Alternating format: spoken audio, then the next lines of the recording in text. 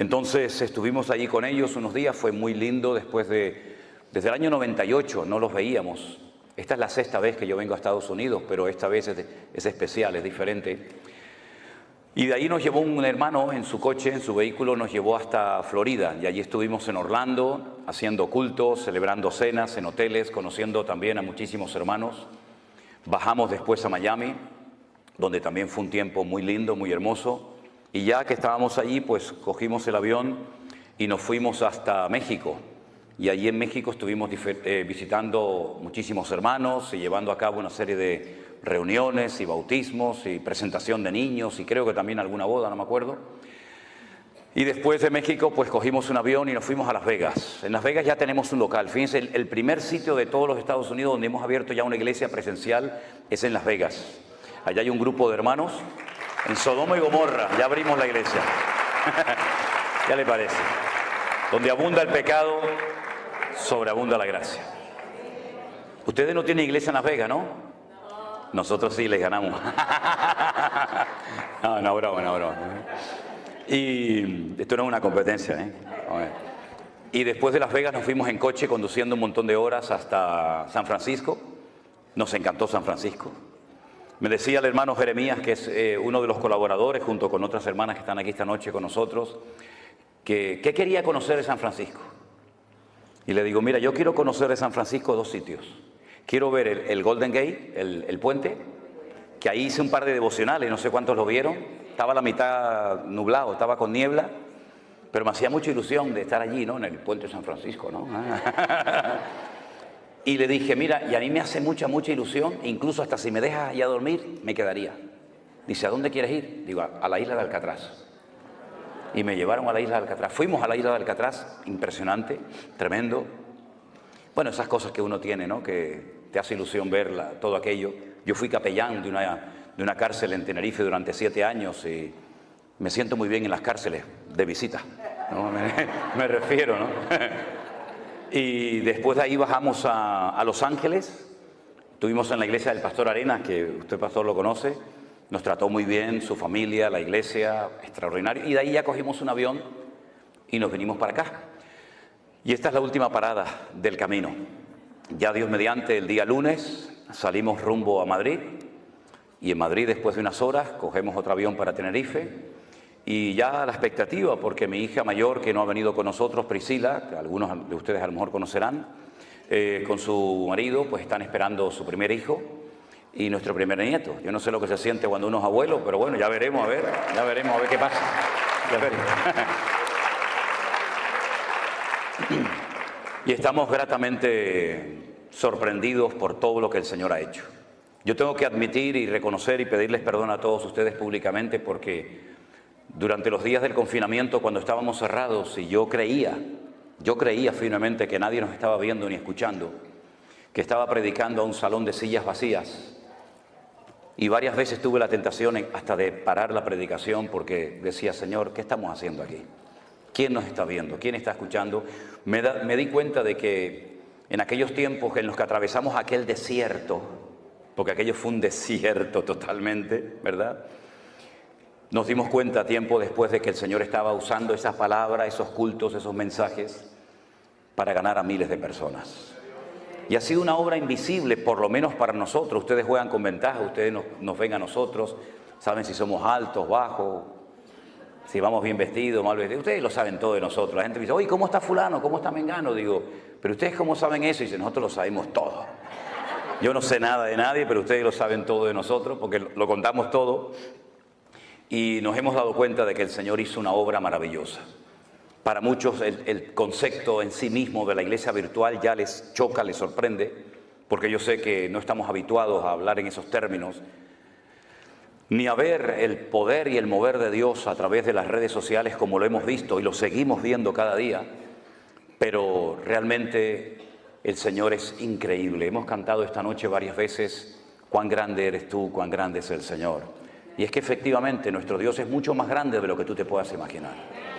Ni nuestros cánticos, ni nuestras alabanzas, ni nuestros aplausos nos pueden hacer entender, por lo menos en este momento, mientras estemos en este planeta Tierra, lo grande y lo poderoso y lo magnífico que es nuestro Dios. Pero a la misma vez ese Dios tan inmenso, tan indescriptible para el lenguaje humano, se ha reducido, por decirlo de alguna manera, se ha acercado a nosotros en forma de hombre, con carne y hueso, y habitó entre nosotros, y pudimos ver su gloria. Y cuando caminaba por las calles de Israel, partió el rumbo de la historia en dos. Mira que hubo grandes profetas en la antigüedad, ¿verdad? Podríamos hablar de Jeremías, de Isaías, de Daniel, pero ninguno de ellos se pudo comparar jamás a la personalidad, a la figura de nuestro amado y querido Salvador, el Señor Jesús. Porque Él, mis queridos hermanos, dejando toda la gloria, dice que se despojó y se anonadó. Esa es lo que dice la versión 1909, la nuestra Reina Valera del 60, en ese sentido no tradujo bien el término. Dijo que se despojó, pero yo me puedo despojar de la chaqueta, pero seguir vestido. Pero Él se anonadó, lo cual significa que se hizo nada, ¿verdad? Y tomando forma de siervo, podía haber tomado forma de rey, de conde, de duque, de marqués. Tomó forma de siervo. Y estando en la condición de siervo, de hombre, se humilló a sí misma hasta lo máximo, ya no podía bajar más. Y dice que estando en la condición de hombre se hizo obediente, porque tú te puedes hacer hombre, pero ser un desobediente, un rebelde. Pero él decidió, él optó a hacerse hombre obediente hasta la muerte, eligiendo la peor muerte de todas las que se han inventado por la raza humana, que es la muerte de cruz. ¿Qué les parece? Un descenso de la gloria al sepulcro. Pero a continuación dice el apóstol Pablo en la carta de los Filipenses, por lo cual, viendo este descenso, por lo cual Dios le exaltó hasta lo sumo y le dio un nombre que es sobre todo nombre, para que en ese nombre se doble toda rodilla de los que están en el cielo, en la tierra y aún debajo de la tierra, y toda lengua confiese que Jesucristo es el Señor. Den un fuerte aplauso a Él, aleluya. Ese es nuestro Dios, a Él la gloria en esta noche, aleluya. Pero, aunque no voy a hablar de este tema, pero sí quiero, como me dijo el pastor Norris hace un rato, dice, puedes alargarte esta noche un poco más porque mañana es sábado y la gente no trabaja. Entonces dije, esta es la mía, esta es la mía, amigo. Se hizo siervo, pero es que no todos los siervos en la Biblia eran iguales.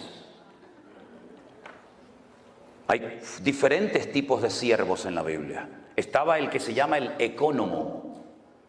Un ejemplo de un siervo ecónomo, que la Biblia en el Nuevo Testamento lo llama el ayo, el maestro, fue José. José era un ecónomo, un hombre que adquirió toda la responsabilidad de la casa de su amo Potifar. Era un siervo, era un esclavo, pero con privilegios.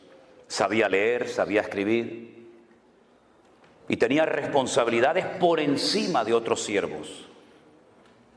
Qué curioso, para sus hermanos José era una amenaza y para José era una bendición.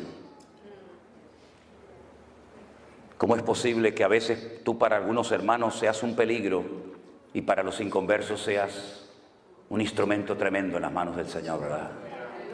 Unos lo venden y otros lo compran. Y él fue un ecónomo, un hombre que marcó una diferencia en Egipto, y toda la administración económica de todo el imperio cayó sobre sus manos, porque era un siervo, pero un siervo ecónomo. Pero cuando Moisés escribe la ley, habla de un tipo de siervos que se llaman los doulos, que son los esclavos de amor. En la ley de Moisés había una ley que decía que cada cierto tiempo, cuando llegaba el año de jubileo, todos los esclavos tenían que ser puestos en libertad y las deudas se perdonaban. Usted me debe dinero a mí, llegaba el año de jubileo, ya no me debes nada. ¿Se imaginan si el Fondo Monetario Internacional cada 70 años le perdonara a todas las naciones de la tierra, a toda Latinoamérica, a toda África, las deudas que tienen? El mundo sería una maravilla, habría igualdad. Los ricos no serían cada vez más ricos, ni los pobres serían cada vez más pobres, ¿verdad?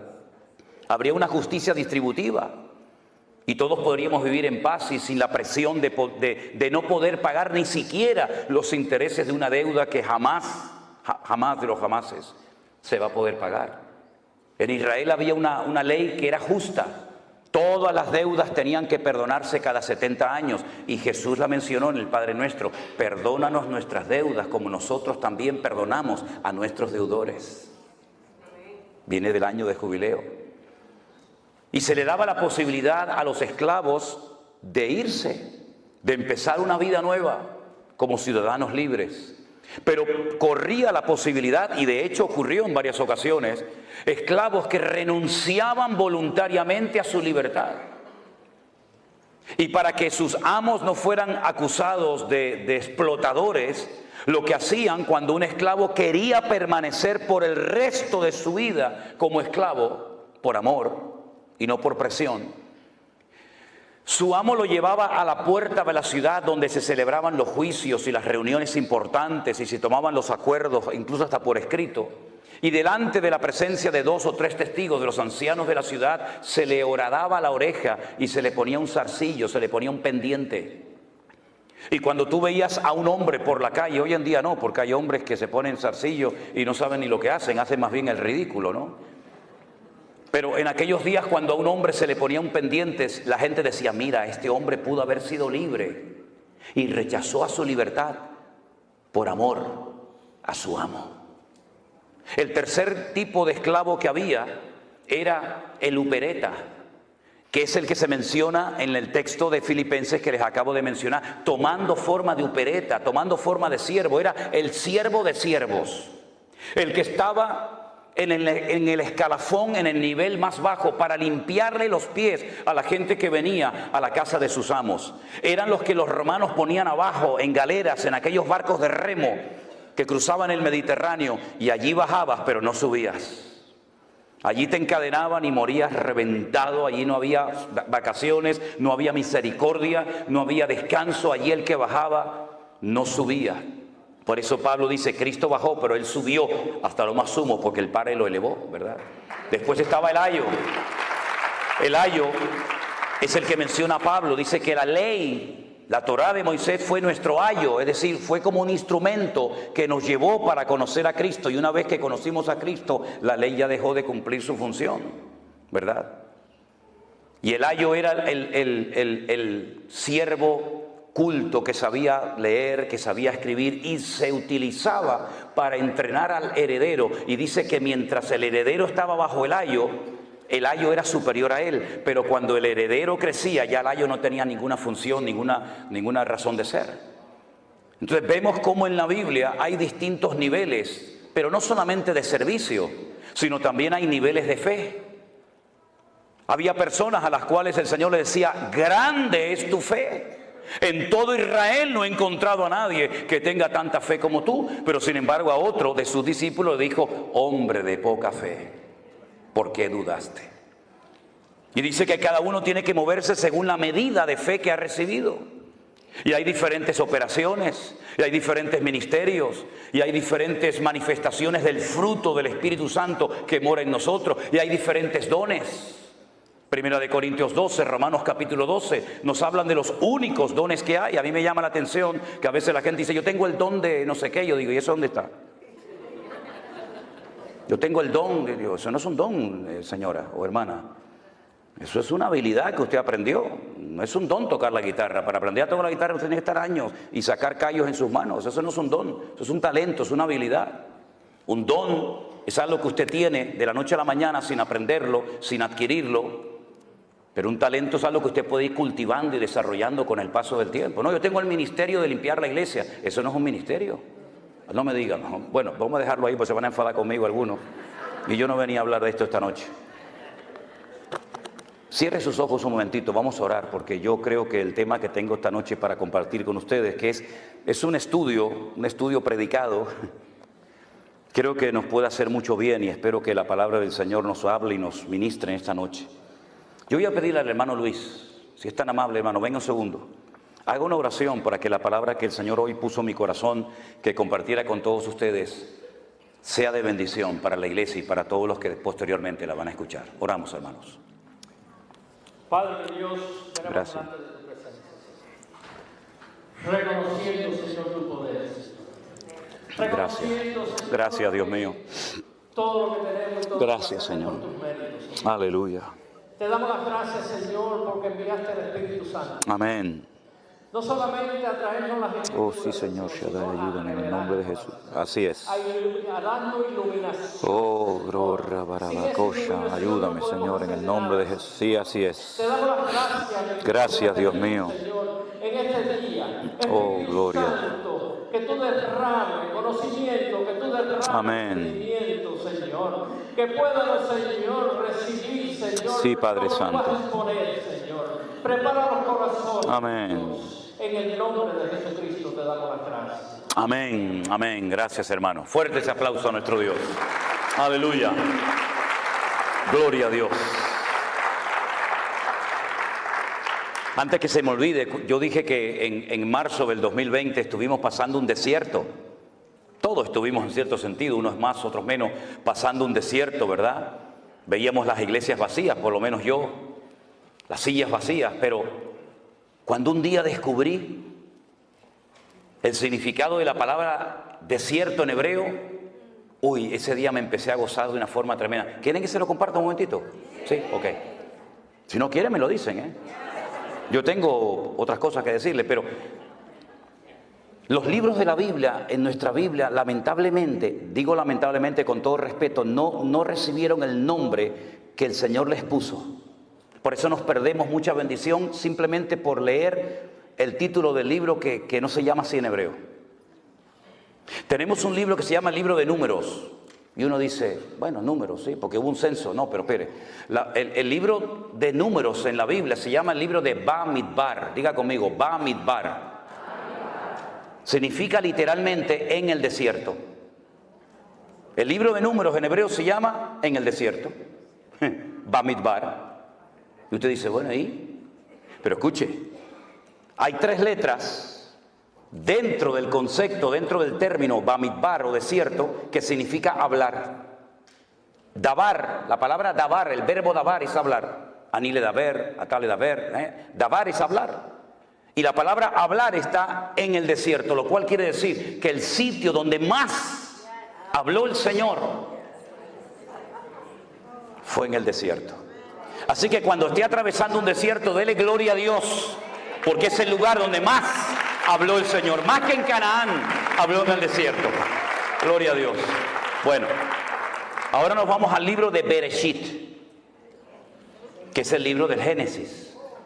Bereshit tiene 6 letras y son la unión del verbo bara, shit. Bara es el verbo crear, no hacer, crear. Shit es el número 6 en hebreo. Creó 6. Y en el libro de Bereshit, o en el libro de Génesis, en el capítulo 9, se relata una historia muy, muy interesante.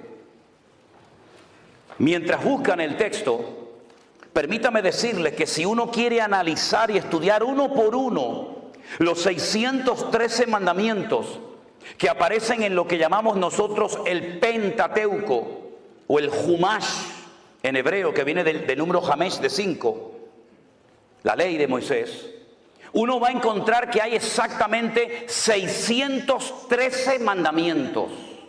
¿Cuántos hay? Y todos los días, observando, conociendo la cultura de Israel, tú ves el 613 por todos lados. Por todos lados.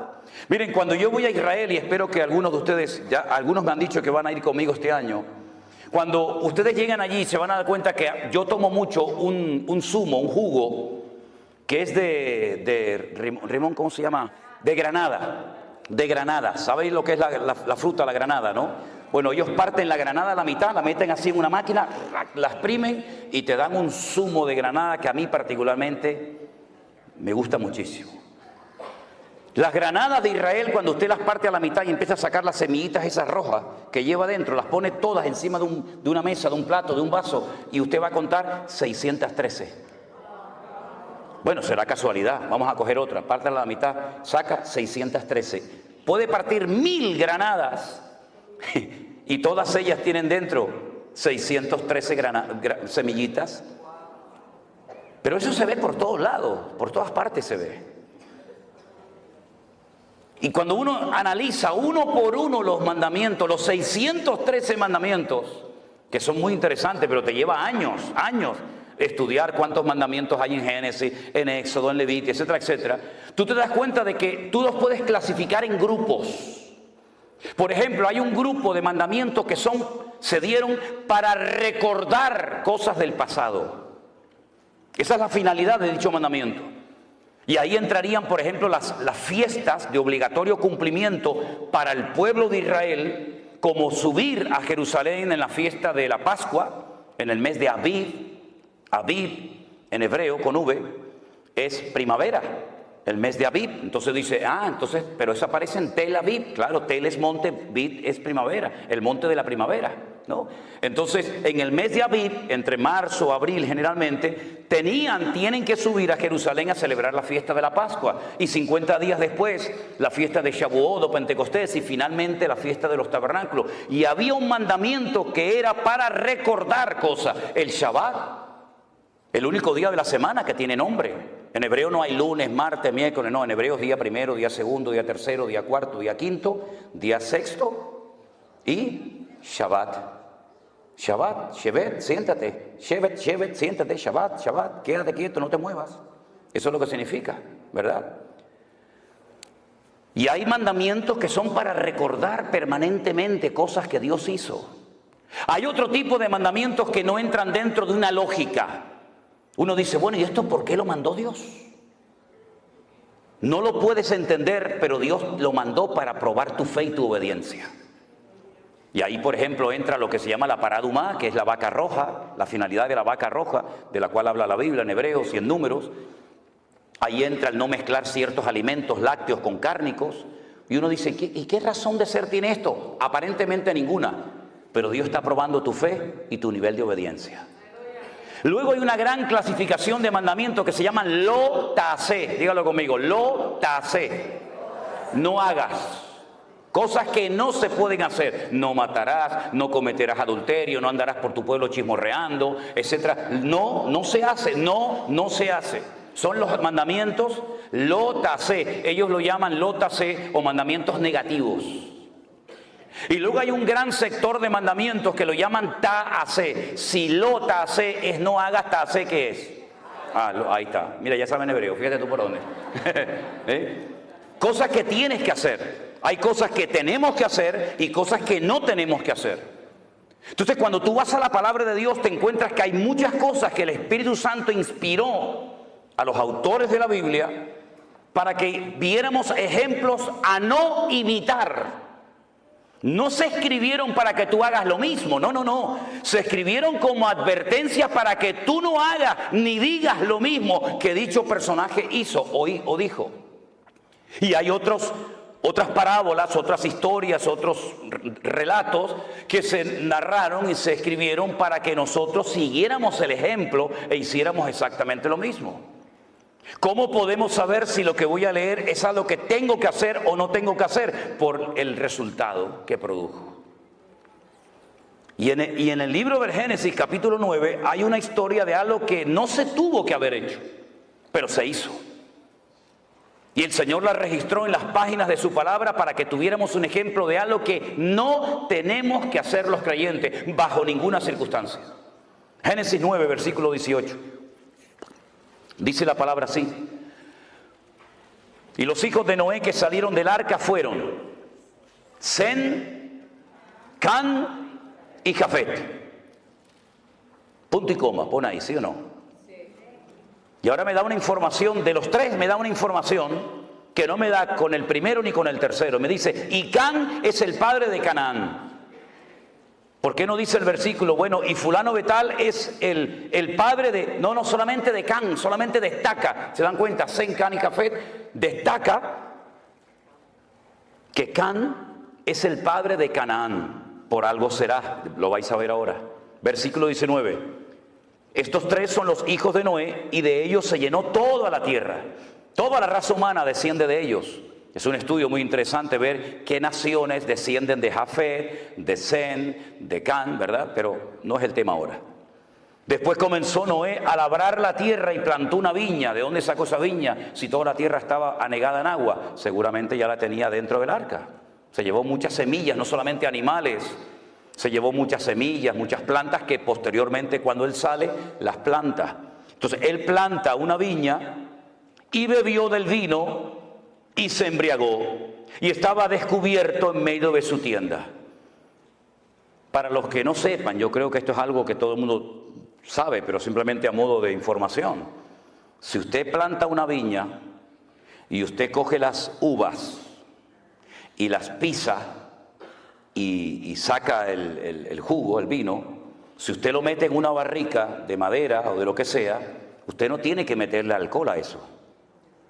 Eso fermenta y eso ya lleva el alcohol incorporado. Por eso cuando dice la gente, no, es que los discípulos y Cristo no bebían vino con alcohol, eso es mentira. Eso es rotundamente falso. Hay solamente dos formas, y yo he hecho una de ellas. Solamente hay dos formas de extraerle el alcohol, en este caso al vino, y es por un proceso químico que se hace en un laboratorio y se extrae el alcohol de una copa, de una botella de vino, o por envasado al vacío. Si usted no le extrae el alcohol al vino y si usted no lo envasa al vacío, eso que usted pisa, sí o sí lo va a ver que hierve y al poco tiempo eso tiene alcohol. Eso es así. Y entonces Noé lo que hace es que planta una viña y se ve que, porque esto que leemos en unos minutos, esto llevó mucho tiempo, plantar una viña, crecer, ¿verdad? Plantarla, cultivarla, pisarla, elaborarla, eso llevó mucho tiempo, pero la Biblia te relata condensadamente la historia y dice que él bebió de ese vino, se embriagó y estaba totalmente descubierto en medio de su tienda. Ya en el tiempo del Génesis el Señor había cubierto la desnudez de Adán y Eva. Y lo que hace es que se descubre. Cuando ya el Señor había establecido el principio de que ya el hombre no podía andar por ahí desnudo, sino cubierto. Aunque me llama la atención que la ropa se inventó para cubrir, pero hay algunas personas que usan una ropa que lo que hace es que lo descubre. Pero bueno, eso es un tema para otro día. Can, vuelvo otra vez a decir, padre de Canaán, ya es la segunda vez que lo dice. Ya es la segunda vez que lo dice. Y Canaán no existe. Existe Sem, Can, Jafet. De momento Canaán no está por ningún lado, pero dice que Can fue su padre, vio la desnudez de su padre y lo dijo a sus hermanos que estaban fuera. Fue con el chisme. Fue con el cuento a sus hermanos. Oye, papá está borracho, está desnudo en la tienda. ¿Y por qué no te callas la boca y lo tapas? Para que no se entere nadie. ¿Por qué estás divulgando? ¿Por qué estás extendiendo esto? ¿Esto qué edificación va a traer a la familia? Ninguna. Tápalo, cúbrelo y calla la boca y aquí no ha pasado nada. Pero no, él va, divulga, cuenta el chisme a sus hermanos. Y entonces sus hermanos, Sem y Jafet, tomaron la ropa, la pusieron sobre sus propios hombros y andando hacia atrás, cubrieron la desnudez de su padre, teniendo vueltos sus rostros y así no vieron la desnudez de su padre. En el texto en castellano, en español es imposible captar esto, pero si usted lee este texto en hebreo, el texto nos da a entender que Can intentó hasta abusar sexualmente de su padre. Es como cuando muchas veces me dice, pero bueno, ¿con quién se casaba la gente? Caín, ¿con quién se casó? Bueno, el texto hebreo escribe una partícula, unas letras, que cuando usted lee y nació Caín, en el hebreo dice y otro más. Eso no se tradujo al castellano. Y nació Abel y otro más, u otra más, puede ser masculino o femenino. En este caso el texto en castellano no nos lo relata. Yo sé que para algunos puede ser una sorpresa, pero cuando usted lee el texto en hebreo y lo analiza letra a letra, palabra a palabra, usted se va a dar cuenta que no solamente se rió de su padre, no solamente fue con el chisme y con el cuento a sus hermanos, sino que incluso quiso hasta abusar sexualmente de su propio padre. Es durísimo lo que estoy diciendo. Fíjense lo duro que es que después en la ley de Moisés se establece, no puedes ver la desnudez ni de este, ni de este, ni de este, ni de la otra, ni de otro, ¿verdad? Y lo establece claramente. Y de entonces dice que ellos cubren la desnudez de su padre. Y me llama mucho la atención, ¿no? déjeme que les lea este versículo que dice, tenemos una hermana pequeña que no tiene pechos. Usted dice, ¿usted está leyendo la Biblia? Sí, claro, estoy leyendo en Cantares capítulo 8, para que no se asusten. Tenemos una hermana que no tiene pechos. ¿Qué haremos de nuestra hermana cuando pregunten por ella? Bueno, tal vez tenía un defecto, tal vez era falta de desarrollo, de madurez, pero van a preguntar por ella y van a decir, ¿a la niña qué le pasa? ¿Qué le pasa al niño? No, le pasa algo, ¿no? Y entonces, de una forma poética, en literatura poética hebrea dicen, si ella es un muro, edificaremos sobre ella un palacio de plata. Y si fuera una puerta, la guarneceremos, la adornaremos con tablas de cedro. En otras palabras, vamos a hacer todo lo contrario a lo que hizo Can, que fue con el chisme y con el problema, el pecado que había cometido su padre. Nosotros vamos a cubrirla. No encubrir. Encubrir dice que el que encubre no prosperará. Pero el amor cubrirá multitud de pecados. Parece lo mismo, encubrir a cubrir. No es lo mismo. El que encubre no prospera, dice la Biblia. Pero el amor nos permite cubrir la falta del hermano, que no se entere nadie. Oye, déjalo, no pasa nada. ¿Estás arrepentido? Busca al Señor, sí, amén, ya está, queda entre tú y yo, ya está. Usted sabe que la mejor manera de divulgar una noticia es contársela a un cristiano evangélico. Eso ni el WhatsApp, ni el Facebook, eso corre como la pólvora. Cuando se despierta Noé, porque tarde o temprano se tenía que despertar, se despierta de su embriaguez y supo lo que había hecho su hijo más joven. Se enteró. Y entonces hace Noé algo, dice algo que no es un ejemplo a seguir. Ya dije antes que hay ejemplos a no seguir, a no imitar y ejemplos a imitar. Y en este caso, cuando este hombre se despierta, sale de su embriaguez, dice, maldito sea Canaán. Aún no había ni nacido. Salieron del arca Sem, Can y Jafet. No se habían reproducido en el arca. Él está hablando de un personaje que aún no había nacido y antes de nacer ya lo maldice. Canaán. ¿Quién era Canaán? El hijo de Can. Por consiguiente, el nieto de Noé. Lo maldice. Y la maldición es la siguiente. Siervo de siervos serás a tus hermanos. No vas a levantar cabeza nunca. Vas a ser un criado, un siervo de todo el mundo. Y dijo más. Bendito sea por Jehová mi Dios, sea Sem. Y sea Canaán su siervo. Engrandezca el Dios a Jafet y habita en las tiendas Sem, y sea Canaán su siervo. Vivió Noé después del diluvio 350 años y fueron todos los días de Noé. ¿Cuántos? 950 años y murió. Y uno dice, ¿cuántos años? No se preocupe que aún hubo uno que vivió más. 969 vivió en Matusalén. 19 años más que este. ¿Qué le parece? Lanza una maldición. ¿Hizo bien en decir aquello? No. Pero marcó el destino de Canaán. Y yo les pregunto a todos ustedes que ya son conocedores de las Escrituras, ¿cómo se llamaba el país al cual el Señor quiso llevar a su pueblo de Egipto, cruzando el desierto, rumbo a dónde? A Canaán. Qué curioso, ¿no? La gente de ese país, los cananeos, que no eran originarios de Canaán, por ejemplo, los filisteos vinieron de Europa. Sí, los famosos filisteos, los enemigos acérrimos del pueblo de Israel y de David y de Saúl, eran de la isla de Creta, la que después pastoreó, ¿se acuerdan? La iglesia en Creta, Tito. Ellos fueron de Creta y ocuparon toda la costa mediterránea de Israel, de tal manera que ellos controlaban el comercio que entraba y salía. Ellos todavía en aquellos tiempos dominaban las 5 ciudades de los filisteos. Por eso ahora entiende por qué David cogió 5 piedras. Porque ellos controlaban desde, apréndanse estos 5 nombres: Gaza, Ashkelon, Asdod, Ecrón y Gat. ¿Lo dice conmigo?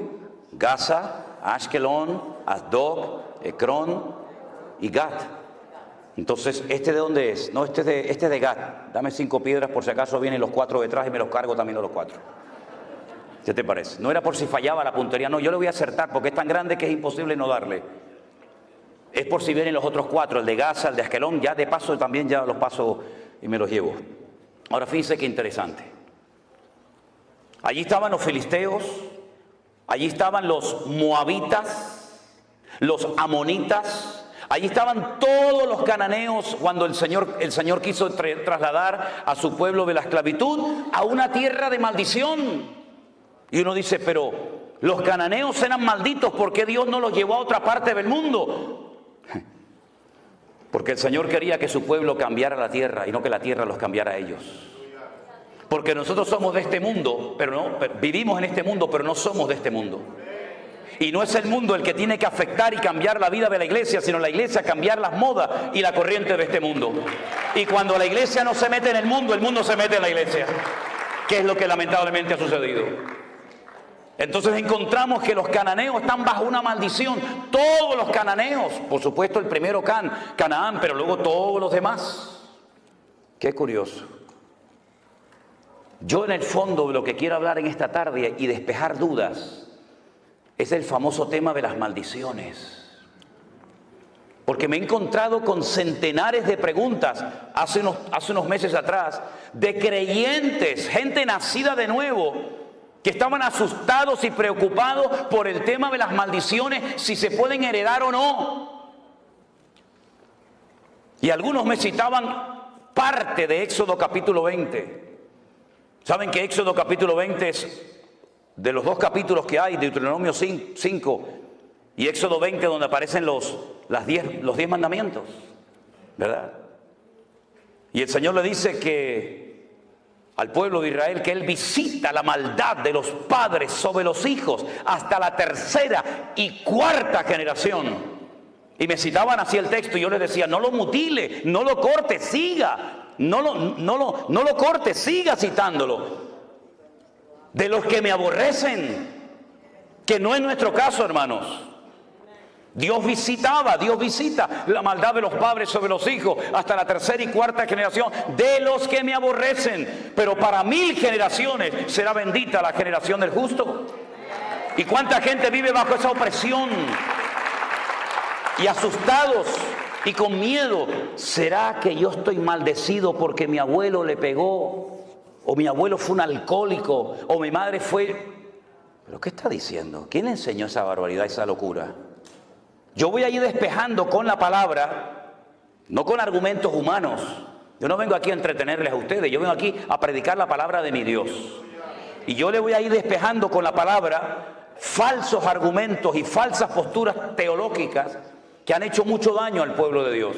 Ya le acabo de mencionar que Dios visitaba la maldad sobre los padres, sobre los hijos de los padres hasta la 3ª y 4ª generación de los que me aborrecen. Por lo tanto, el creyente, el nacido de nuevo, el que es templo del Espíritu Santo, el que ha pedido perdón por sus pecados, ahí no tiene por qué sentirse aludido.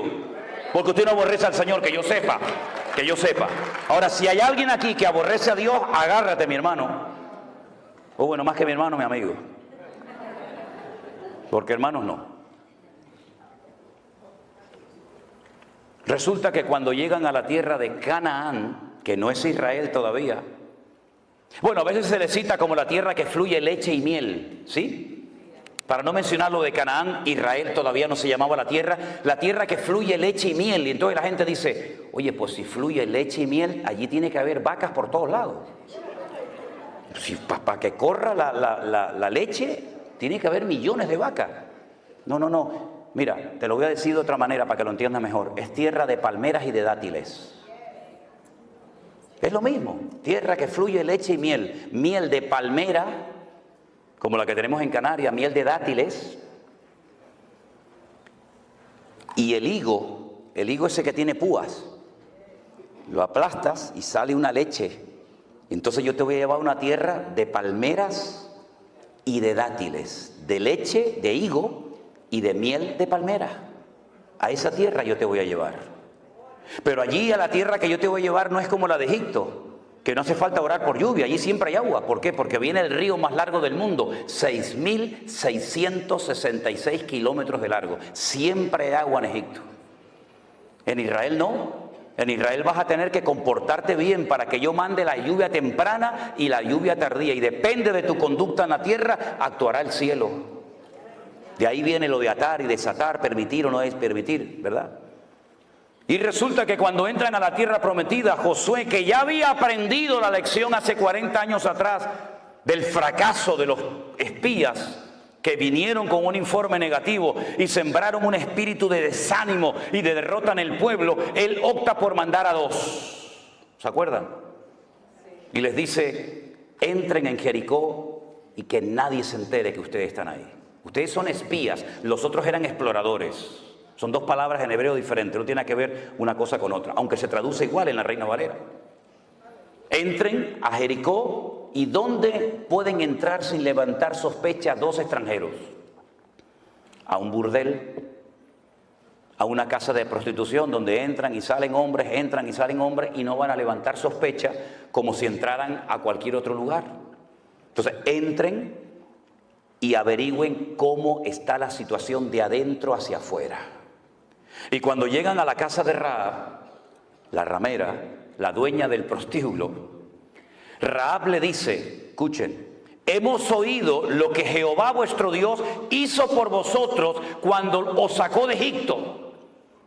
Es como si te saca alguien el periódico de hace 40 años de esta ciudad y te lee la noticia de hace 40 años, como si fueran actuales. Eso es lo que Rahab está haciendo. Hemos oído lo que el Señor vuestro Dios hizo cuando os abrió el mar rojo, cuando derrotasteis a Faraón y a los egipcios.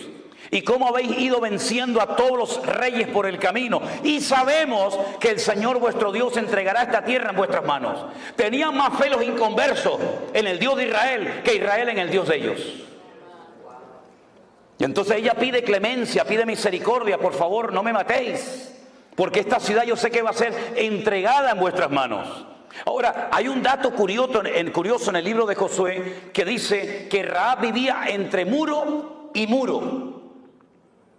Eran 2 muros alrededor de las casas, eran 2 círculos concéntricos, uno más grande que el otro, ¿verdad? Eran como 2 grandes circunferencias. Y ella vivía entre muro y muro. Quédense con ese dato.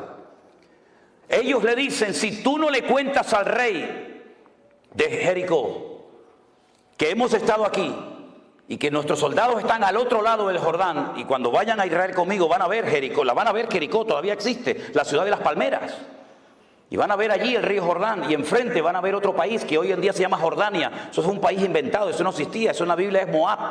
Pero los ingleses, para que no les atacaran y no les robaran las posesiones, dijeron a los hashemitas, que eran los peores del desierto, mira, vamos a hacer una cosa, para que no nos ataquen más y nos dejen en paz, les regalamos un país entero y te nombro rey. Y entonces dijeron, ¿cómo lo llamamos? Pues si está el Jordán, Jordania, venga, para ustedes. Y así se lo inventaron. Entonces las tribus estaban al otro lado. Y estos, cuando le dicen a Rahab antes de irse, amarra este cordón rojo en la ventana de tu casa para que cuando entremos y caigan las murallas y tomemos posesión de la tierra, sepamos dónde tú vives para que no te matemos. Pero una cosa, tienes que estar dentro de la casa, tú y toda tu familia. ¿Lo entendiste? Sí, ok, chao. Se fueron. Viene la destrucción de Jericó, todos conocemos la estrategia. Allí no se lanzó ni una piedra, ni una lanza, ni una jabalina, ni una flecha, nada, porque no iban a caer por el poder del hombre, iban a caer por la estrategia divina. Los muros cayeron de arriba abajo, se desmoronaron, no cayeron. Cuando los arqueólogos fueron en los años 50 a estudiar las antiguas murallas de Jericó, que aún están allí, la antigua Jericó, se dieron cuenta de algo muy curioso, que los muros no habían caído de afuera hacia adentro, tampoco lógicamente de afuera hacia adentro, sino, ¿se acuerdan la imagen aquella que vimos aquí cerca cuando aquellas 2 torres gigantescas, cómo cayeron? Se desmoronaron sobre sí mismas, así, de arriba abajo. Así cayeron los muros de Jericó, porque fue una intervención divina del cielo a la tierra. Cuando ellos entran a la ciudad de Jericó, todas las murallas caen, el círculo de afuera y el círculo de adentro, pero la casa de Rahab permaneció. Porque caerán a tu lado 1000 y 10.000 a tu diestra, mas a ti no llegará, por cuanto has puesto tu confianza en Jehová tu Dios. Fuerte ese aplauso a él. Dios la cuidó, aleluya, porque Dios cuida de la vida de su pueblo. Bendito sea Dios. Recuerden, ella es descendiente de Canaán, y Canaán que estaba bajo la maldición de Noé. Maldito sea Canaán. ¿Cómo eran los cananeos? No tengo tiempo de explicar todo, pero fundamentalmente tremendamente idólatras, salvajes, sin misericordia, sin piedad ninguna, y una promiscuidad sexual sin precedentes, terribles. Todo valía, sin especificar detalles, todo valía en la cultura, en la idiosincrasia, en la mentalidad cananea. El sexo era lo más importante en la vida de esa gente, y lo mezclaban con la idolatría. Y tenían a Baal peor y tantos dioses que, bueno, que si yo les digo cómo los adoraban, nos terminaríamos todos escandalizando en esta noche. Esta mujer se convirtió, diríamos en un término cristiano para que nos entendamos, y ella dice en la Biblia que se casó con uno de los espías, que se llamaba Salmón. No que se casó con un pescado, ¿sí me entiende? Cuidado, se llamaba Salmón. Y se convirtió y formó parte del pueblo de Israel. Y al poco tiempo queda embarazada. Y tiene un hijo que se llamó Obed. Y Obed crece y tiene un hijo que se llamó Booz. Y Booz se casó con Ruth. Y tuvo un hijo que se llamó Obed, Isaí, David, Judá y todas las tribus de Israel. Y uno ve que aquella maldición que venía desde los tiempos del diluvio se cortó definitivamente, hasta el punto que en la genealogía de Mateo capítulo 1 aparece Rahab como antepasada del rey David y como uno de los antepasados del Señor Jesucristo. ¿Por qué? Porque Él rompe toda maldición y ahora nos lleva de gloria en gloria, de victoria en victoria y de triunfo en triunfo en el nombre del Señor. Él cortó la maldición de Noé. Lo único que lo puede cortar es una genuina y auténtica conversión a Cristo. De modo que si alguno está en Cristo, nueva criatura es. Las cosas viejas pasaron, he aquí todo es hecho nuevo. Y dice Ezequiel capítulo 18, verso 19, venga conmigo, ¿tiene su Biblia a mano? Ezequiel capítulo 18, verso 19. Mire lo que dice la palabra de Dios. ¿Por qué no leen algunos de estos textos? Parece que los arrancaron de sus Biblias. Si dijereis, ¿por qué el hijo no llevará el pecado de su padre? A ver, que me lo expliquen, ¿por qué? Porque el hijo hizo según el derecho y la justicia. Guardó todos mis estatutos y los cumplió. De cierto vivirá, que fue lo que hizo Rahab. Era una mujer bajo la maldición de Noé, estaba maldita, pero ahora ella se ha convertido, guarda los estatutos del Señor, cumple la palabra y dice, y de cierto vivirá. El alma que pecare, esa es la que morirá. El hijo no llevará el pecado del padre, ni el padre llevará el pecado del hijo. La justicia del justo será sobre él y la impiedad del impío será sobre él. ¿Cuántos dicen amén? En otras palabras, ahora entienden la absurda pregunta que los discípulos en Juan capítulo 9 le hacen al Señor cuando ven a un ciego de nacimiento y le dicen al maestro: Señor, explícanos esto, para que este muchacho naciera así, en esta condición que nunca ha visto, porque hubo gente que vio y perdió la vista y la recuperó. Pero hubo personas como este de Juan capítulo 9 que nunca había visto. Entonces explícanos, Señor, ¿quién pecó, este o su padre, para que este haya nacido ciego? Siempre especulando, siempre tratando de buscarle las cuatro patas al gato, ¿verdad? Siempre tratando de buscarlo, ¿verdad? De complicarnos la vida. Y el Señor le dice: no, no es así. No es que pecó ni este, ni su padre, sino que este nació ciego para que la gloria del Señor hoy se manifieste en él. Y veáis que hay poder en el nombre del Señor para cambiar vidas y desgracias. Y cuando Juan, que estaba allí, oye esta explicación, y el Señor le pone en su corazón escribir un evangelio, lo hace de una forma extraordinaria, magistral. Él dice que lo dice incluso en el Evangelio que escribió, que muchas cosas hizo el Señor y muchas cosas dijo el Maestro que no todas se escribieron. Él dice, dando su opinión personal, pienso que si se hubieran escrito todas las cosas que dijo, hizo el Señor, no cabrían los libros en el mundo. Pero estas se han escrito para que creyendo en Él tengáis vida eterna. Y entonces lo que hace es que analiza y ve todo el ministerio de Jesús. El hombre más cerca del corazón de Dios en el Antiguo fue David. Y el hombre más cerca del corazón de Cristo en el Nuevo fue Juan. El único que le dijo, ¿quién es, Señor? Yo no te voy a entregar. Todos dijeron, ¿quién? ¿Seré yo? ¿Seré yo? ¿Seré yo? Yo no sé yo sé que no soy. ¿Quién es, Señor? El único que se recostó sobre Cristo y oyó el latido del corazón del Maestro. Él vio todos los milagros del Señor Jesús, todos. Incluso se llevó a María, su madre, como encargo en la cruz, ¿se acuerdan? Las conversaciones que habrá tenido con ella.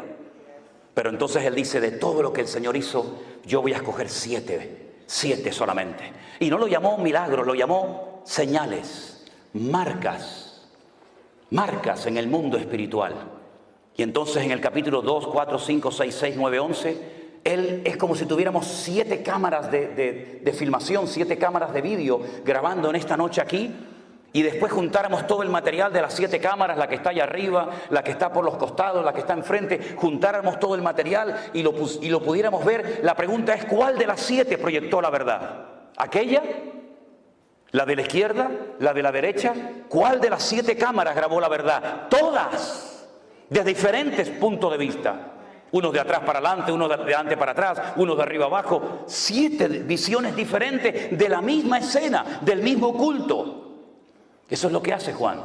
En el capítulo 2 dice, yo estuve allí cuando le dieron agua y él la convirtió en buen vino. En un vino excelente que dejó al catador, al maestresala, con la boca abierta diciendo, pero ¿qué has hecho? Has guardado el mejor vino para el final, cuando el bueno se pone al principio y después ya cuando están ya que no disciernen de derecha a izquierda, le pones el malo, pero tú lo has hecho al revés. Es que lo mejor está por venir, mi hermano. Y entonces muestra el Señor de la calidad. Pero en el capítulo 4 viene un hombre y le dice, tengo un siervo que está enfermo, pero Señor, no hace falta que venga, di la palabra y mi criado sanará. Y entonces cuenta el milagro enseñando que el Señor es el Señor del espacio, no lo limita al espacio. Ay, amigo, pero en el capítulo 5 va al estanque de Betesda y le dice a un hombre, ¿quiere ser sanado? Y le dice, es que no tengo a nadie que me meta. ¿Quieres ser sanado, sí o no? ¿Cuánto tiempo llevas ahí? 38 años, levántate, toma tu lecho y anda. Y es el Señor del tiempo. No lo limita el tiempo ni el espacio. Y en el capítulo 6 camina por encima de las aguas. Él domina la creación y no la creación lo domina a Él. Pero también en el capítulo 6 multiplica los panes y los peces. Porque es el Señor del tiempo, del espacio, de la calidad. Y es el Señor también de la cantidad. Con lo poco, con su bendición alcanza y sobra. En el capítulo, espera. En el capítulo 9 le dicen, ¿quién pecó o sus padres? Y él dice, ni él ni su padre. En otras palabras, yo voy a romper hoy una regla que para ustedes ha sido una atadura durante años. Es creer en la mala suerte, creer en las maldiciones hereditarias. No, es que tiene que nacer gente enferma para que yo me glorifique en ello. Y finalmente, esperen. En el capítulo 11... la prueba final. Si hubieras estado aquí, mi hermano no habría muerto. ¿Qué le está diciendo Marta y María? Por culpa tuya mi hermano está muerto ahora. ¿Sabes? Yo te llamé. Tú nos enseñaste. Clama a mí y yo te responderé. Y yo clamé. ¿Y por qué no viniste? Pedid y se os dará. Yo pedí y no recibí nada. Yo llamé y no se me abrió la puerta. Yo busqué y no te encontré. Y ahora vienes y mi hermano ya hiede porque hace 4 días que está muerto. Si hubieras estado aquí, mi hermano no habría muerto. Ahora, ¿para qué vienes? Ya es demasiado tarde. Los judíos creían y creen que a las 72 horas, a los 3 días, el alma se va del cuerpo y nunca regresa. Por eso cuando vas a Jerusalén, al Valle de los Huesos Secos, al cementerio más antiguo del mundo, te encuentras en las tumbas una ventana para que salga el alma y no regresa hasta el día postrero, en la resurrección. Y Jesús le dijo, pero María, por favor, Marta, yo soy la resurrección y la vida. ¿Qué estás diciendo? El que cree en mí, aunque esté muerto, vivirá. Y le dice Marta y María, yo sé que mi hermano resucitará, pero no ahora. en el día postrero. Es una fe a largo alcance, pero no la sabes acercar a tu realidad, a tu vivencia personal de ahora. Mucha fe en el cielo, mucha fe en la gloria, mucha fe en la Nueva Jerusalén, pero ahora eres incapaz de creer que Dios hoy te puede sorprender con un milagro. Vamos al cementerio y dice: Lázaro, sal fuera. Y yo he estado en la tumba de Lázaro. Me metí dentro de la tumba de Lázaro y quise probar por mí mismo lo que dice la Biblia, que lo llamó a gran voz. Me metí dentro de la tumba de Lázaro, que no es así en horizontal, sino es como una escalera así como bajando. Y cuando estaba bien abajo en la tumba le dije, antes de entrar a los de arriba: grítenme con toda su fuerza. Y no se oye nada, y menos con una piedra, que en este caso ya no está. Pero el Señor lo llamó y Lázaro salió fuera. Entonces en esos capítulos 2, 4, 5, 6, 6, 9, 11, usted puede ver que no hay nada ni nadie que detenga al Señor. ¿Por qué? Porque Él es el Rey de Reyes y Señor de los Señores. Apláudele ahora si quiere a Él. A Él toda la gloria, a Él la honra, aleluya. Él lo cambia todo. Él lo cambia todo. Rahab llegó a ser antepasada del mismísimo rey David. Dejó la prostitución, dejó la mala vida. Llegó a ser antepasada del Señor Jesucristo. Porque no importa lo que tú hayas hecho o cómo te hayas comportado, el Señor perdona y olvida. Hay creyentes que ni perdonan ni olvidan. Pero nuestro Dios siempre, al corazón arrepentido, al contrito y humillado, tú no despreciarás. ¿Verdad? Y ese es nuestro Dios. Es un Dios que torna toda maldición en bendición. Dice Gálatas capítulo 3, verso 10. Vengan conmigo. Gálatas capítulo 3, versículo 10.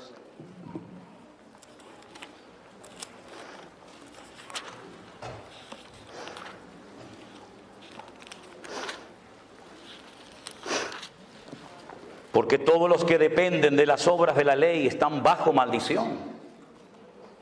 No es nuestro caso, ¿verdad, hermanos?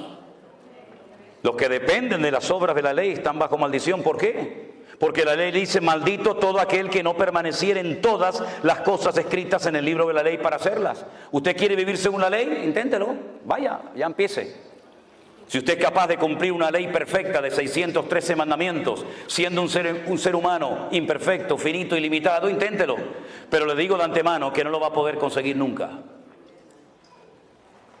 Nunca lo va a poder cumplir. Porque si quisiera incluso hoy en día decir: yo prefiero vivir según la ley y no según el cristianismo, según el evangelio, hay más de 430 mandamientos que no va a poder cumplirlos porque no hay templo en Jerusalén. Y todos ellos dependen de que hay templo en Jerusalén. Pero si quiere intentarlo, allá usted. De nada le sirve poner las 2 velitas encendidas el Shabbat. De nada le sirve ponerse un kipá en la cabeza. Yo siempre le digo a los hombres: ¿usted quiere vivir según la ley? Sí, sí, hermano. Ok, ¿ya se circuncidó? Ay, no, hermano, eso no me lo diga. Digo, entonces usted, esto no vale. Por las obras de la ley ninguno se justificará delante de Dios, dice la Biblia. Es evidente, porque el justo por la fe vivirá. Sadik emunató yihyeh, dice el texto hebreo. Sadik, el justo, emunató, por su fe, yihyeh, existirá. Una cosa es vivir y otra cosa es que tu propia existencia dependa de tu fe. Es mucho más profundo. La ley no es de fe, sino que dice: el que hiciere estas cosas vivirá por ellas. Pero Cristo nos redimió de la maldición de la ley, hecho por nosotros maldición, porque escrito está: maldito todo aquel que es colgado de un madero. Para que en Cristo Jesús la bendición de Abraham alcanzase a los gentiles, a fin de que por la fe recibiésemos las promesas del Espíritu. En otras palabras, todas las maldiciones del Antiguo Testamento, que son muchísimas, el Padre se las cargó a nuestro Señor Jesucristo en la cruz. Las quebró todas y cada una de ellas. Y la última palabra, las últimas palabras de Cristo en el madero, en la cruz, fueron: consumado es. Tetelestai. Consumado, pagada está la deuda. Tal vez no entendemos lo que quiso decir en profundidad el maestro en aquel momento, pero el Señor Jesucristo dio una palabra, expresó con 2 palabras lo que hacían los romanos cuando una persona en su imperio cumplía la condena. Le daban un papel que se llamaba el certificado de deuda. Usted le debe al Imperio Romano 30 años de cárcel, trabajos forzados, en galeras, donde sea. Cuando usted cumplía la condena, ponían su nombre, su apellido, su condena, el día que entró, el día que salió, y abajo ponían el sello del Imperio Romano y ponía la misma expresión, la misma palabra que el Señor Jesucristo, minutos antes de morir, la pronunció en la cruz del Calvario. Pagada está la deuda. No es que la salvación sea gratis. La salvación no es gratis. Lo que pasa es que Él pagó el precio. Y para usted es gratis. Pero el precio era la vida. El precio era la sangre. Y es gratis para mí, pero no fue gratis para Él. Y por eso dice Pablo que era ciudadano romano y entendía la cultura de la época y la idiosincrasia de los pueblos. Él dice que él tomó el acta de los decretos que nos era contraria y se fue a la cruz y la clavó, y despojando a los principados y potestades triunfó sobre ellos en la cruz. Bendito sea el Señor. No le debemos nada. La deuda está pagada. No hay maldición, no hay nada que a usted lo separe del Señor. Un versículo más. Primera de Pedro capítulo 3, verso 9. Primera de Pedro capítulo 3, versículo 9. Un texto también muy interesante a tener en cuenta. Dice así la palabra del Señor. Bueno, vamos a leer del 8. Finalmente, sed todo de un mismo sentir, compasivos, amando fraternalmente, misericordiosos, amigables. Verso 9.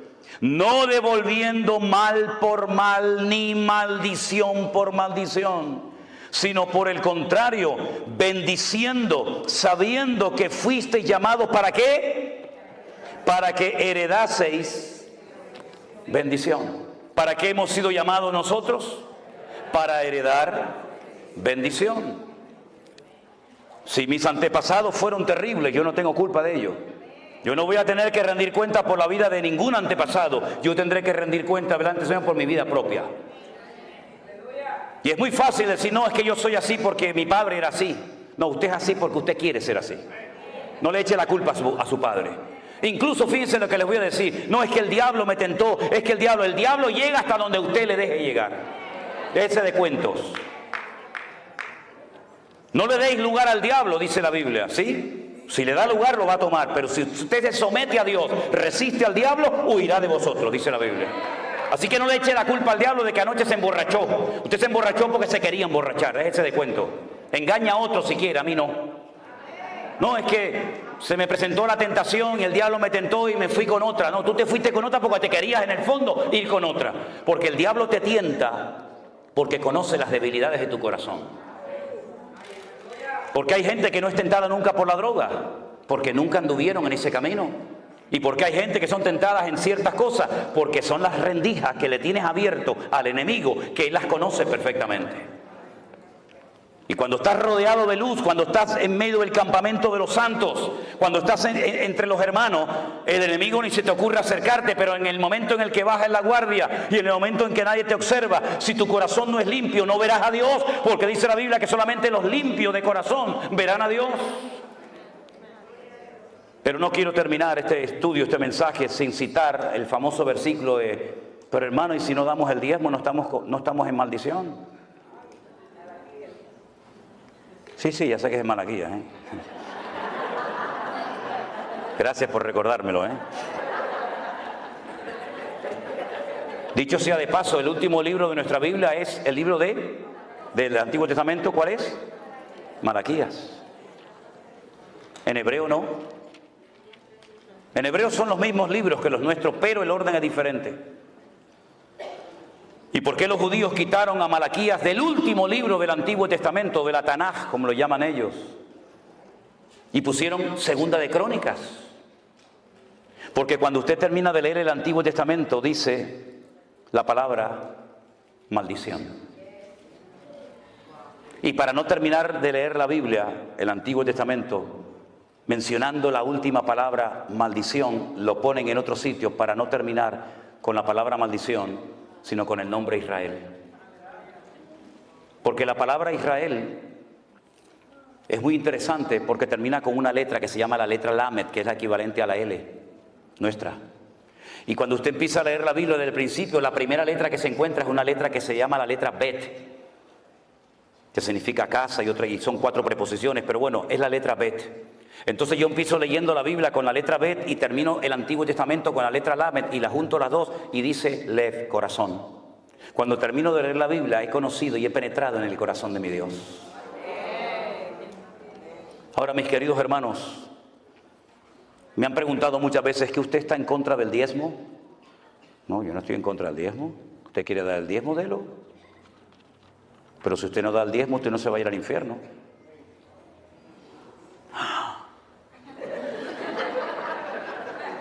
Pastor, arréglalo después usted lo que estoy rompiendo.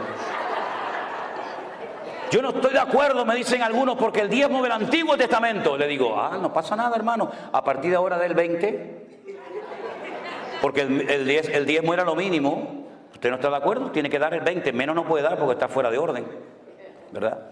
Pero mire, hermano, yo le voy a decir una cosa. Cuando el pueblo de Israel entró en la tierra prometida con Josué, el Señor le dijo a Josué, hay que repartir la tierra a esta gente. Toma medidas de la tierra, a cordel, toma medidas, ¿verdad? Y echen suertes. Era el sistema en la época. Echen suertes y a ver, ¿a dónde le toca a Simeón? Al norte, venga, vete para el norte. Desde aquí hasta aquí, desde aquella montaña hasta esta piedra, esto es tuyo, ahí te queda. Manasés, ustedes son muchos, La mitad de Manasés se va al otro lado del Jordán y la otra mitad se viene para acá porque ustedes son mucha gente. Adán, mira, Adán como son pequeñitos, llévalos para arriba, para el norte, allí en los altos del Golán, allí está Adán. Y a los benjaminitas pues los lleva, y entonces repartió toda la tierra. Y resulta que cuando faltaba una tribu por recibir tierra, el Señor le dice a Josué, a ellos no le des tierra. Los levitas. Y dijeron, no, yo soy vuestra tierra, dice el Señor. Entonces si no puedo sembrar, si no puedo tener animales, si no puedo dedicarme a la agricultura, a la ganadería, entonces ¿de qué vivo, Señor? Dice, no pasa nada. Le voy a pedir a las tribus restantes, a las 11 que tienen tierra, que separen el 10% de sus beneficios y se lo den a ustedes, para que ellos se dediquen a lo material y ustedes se dediquen a lo espiritual. Claro, cuando el pueblo estaba en obediencia, alineado con el Señor, los levitas vivían de maravillas, porque imagínate, te venían vacas, te venían ovejas, te venía de todos los productos de la tierra, pero cuando bajaban la guardia, cuando se iban en pos de los dioses, los levitas lo pasaban mal.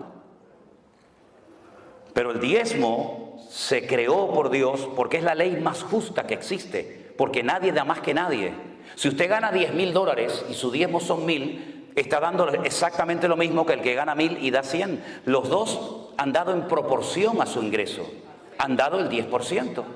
El que tiene más da el 10 y el que tiene menos da el 10. Es exactamente igual. Pero fue una ley para cuidar de una casta sacerdotal llamada los levitas.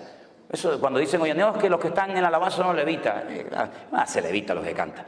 Está de la República Dominicana, el otro de Japón, el otro de Venezuela, va a ser un levita esto. Eso no tiene nada que ver, no esté mezclando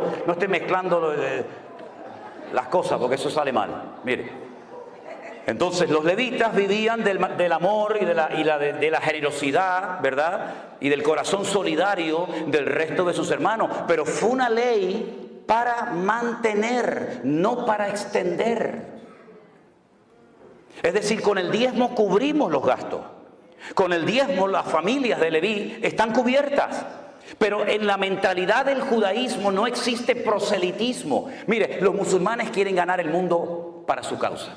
Ellos ya han dicho en Europa hace muchos años, ganaremos a Europa con el vientre de nuestras mujeres. ¿Y qué es lo que hacen? Pariendo. Los europeos tienen 1 o 2 hijos, si es que los tienen, y estos tienen 7, 8, 9, 10.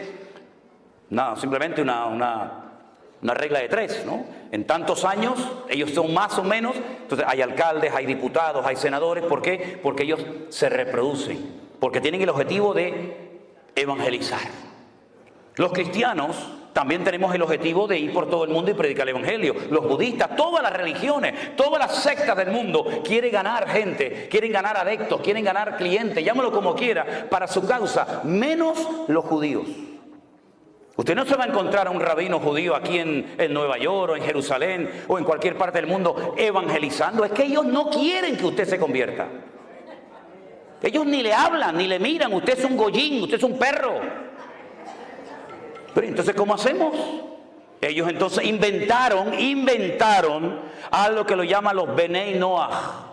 Benei Noah, los hijos de Noé. Y se inventaron 7 leyes que Dios le dio para los gentiles a Noé. Es un invento. Esto está en el Talmud, la Tetafot, la Gemara. Son cosas que no que... Y entonces ellos dicen, nosotros somos el pueblo escogido. Ellos no tienen ninguna intención de evangelizar. Entonces, el sistema del diezmo era única y exclusivamente para mantener el templo abierto, pero no para extender el judaísmo o la Torá por todas las naciones de la tierra. ¿Cuál fue el gran error de la iglesia? Adoptó un sistema del judaísmo, lo aplicó a la vida de la iglesia y creen que con los diezmos y con ofrenda vamos a evangelizar el mundo, y es imposible, porque es cuestión de matemática y las matemáticas son ciencias exactas. Si a usted le entran 10,000, su límite son 10,000. Si a usted le entra $1.000.000, su límite son $1.000.000. Los diezmos son regularmente, generalmente, salvo excepciones, generalmente son las mismas entradas. Si usted basa su ministerio, si usted basa la economía de su ministerio, de su iglesia, de su denominación, única y exclusivamente en diezmos, usted está autolimitándose sin querer, porque la gente ganará siempre más o menos lo mismo. Entonces, ¿cuál es el sistema de Dios para la iglesia hoy en día? El justo por la fe vivirá. Eso se lo dijo el Señor a Abraham, no a Israel, se lo dijo a Abraham. Y por eso dice la Biblia que nosotros no somos hijos de la ley, nosotros somos hijos de Abraham, el que recibió las promesas. Entonces, si usted vive por fe, no hay límite. No hay un límite, no hay una contabilidad casi exacta todos los meses, sino que usted va a ver cada mes la gloria y la bendición del Señor. Y entonces cuando usted tiene que hacer algo, usted no tiene que sacar la calculadora. Usted lo que tiene que ponerse de rodillas y poner su fe encima de la mesa. Porque si usted saca la calculadora, dice, no podemos, hermanos, no podemos. Ha entrado este mes 10,000. Y ustedes me están diciendo que nos metamos en un proyecto de 50 millones. Y ustedes me están diciendo que compremos un avión. Y que ustedes me están diciendo, entonces no cuadran los números. Y una cosa es fe y otra cosa es locura y ambición. Una cosa es la fe y otra cosa es decir, no, el Señor nos va a respaldar. ¿Qué te va a respaldar si no te respaldan a ti? Pero si yo digo, hermanos, no nos dan las cuentas, pero no se preocupen, vamos a orar. Y el Señor nos va a sorprender. Y entonces el Señor comienza a sorprenderte como lo hizo con nosotros, que sin diezmos y sin ofrendas recibimos en los 2 meses de confinamiento ofrendas generosas de todo el mundo, que jamás en nuestra vida nos podíamos imaginar cómo el Señor usando a gente que no conocíamos. El Señor tocaba corazones de gente en Australia, en Alemania, en Afganistán, en Japón, en montones de lugares, sorprendiéndonos, porque el que sustenta y cuida a la iglesia no son los diezmos suyos ni los míos, sino es el Señor que cuida y bendice a la iglesia. Es una forma diferente, revolucionaria, ya lo sé.